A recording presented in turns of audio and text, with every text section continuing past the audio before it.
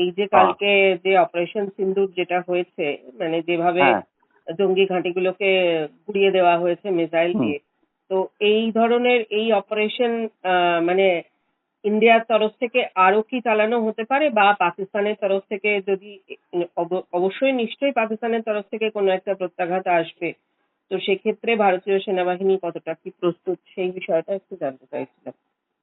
না, ইন্ডিয়া এখনো অপারেশন বন্ধ করেনি। ইন্ডিয়া শুধু বলেছে আমরা পাকিস্তানে এই এই জায়গায় হামলা করেছি, হামলা করে আমাদের এয়ারক্রাফট গুলোরা ফিরে এসছে, বাস এতটাই বলেছে। হুম এরপরে কি প্ল্যান আছে কিছু বলেনি। হুম মানে এই যা- মুহূর্তে দাঁড়িয়ে যেভাবে যে কায়দায় ভারত অপারেশন চালালো, তো এইটা আপনি কিভাবে দেখছেন বা কিভাবে ব্যাখ্যা করবেন? এটা আমি বলবো স্ট্যান্ড অফ অপারেশন, মানে দূর থেকে মেরেছে। আহ, মানে ভাওয়ালপুর প্রায় 150 কিলোমিটার ভেতরে পাকিস্তানের।